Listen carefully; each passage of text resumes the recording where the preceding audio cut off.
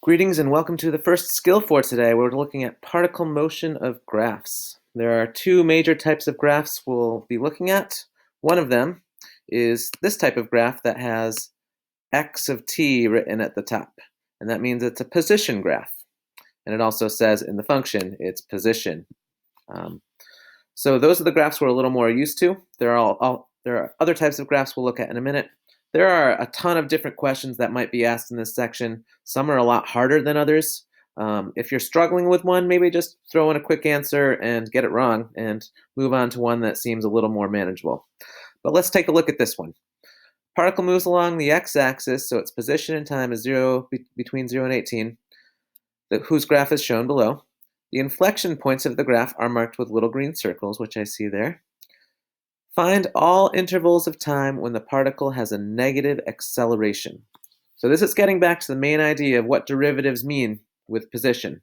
The first derivative, which is slope, is the same as speed. The second derivative, which is concavity, is the same as acceleration. So here, I'm looking for points where it has negative acceleration. That means I'm looking for the second derivative. On the graph, the second derivative is its concavity. So where is this concave down?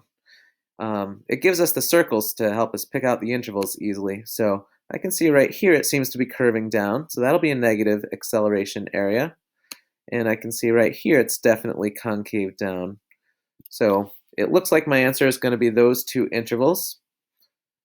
And so I just need to think about how I want to type that in. Between 5 and 7, I have this nice little set notation here.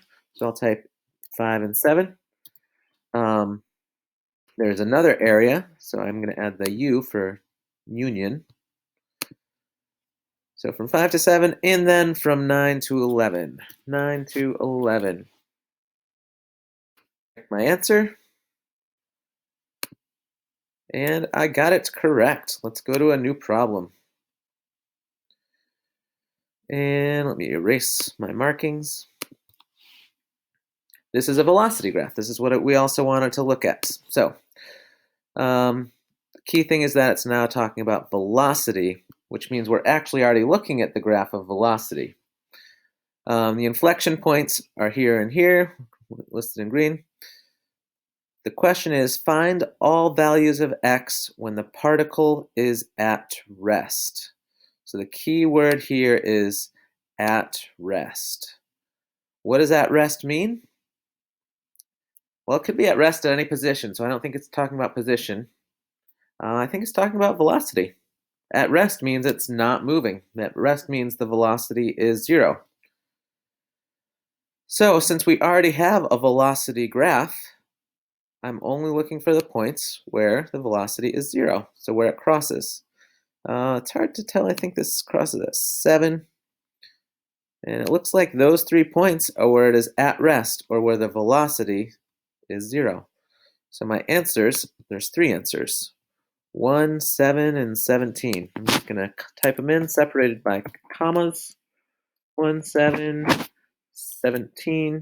Submit my answer. And I got it correct. Again, there are a lot of tougher problems in this section, so if you encounter one of those, maybe just try it quickly and move on to one that's more manageable. I did that myself, so don't worry. See ya.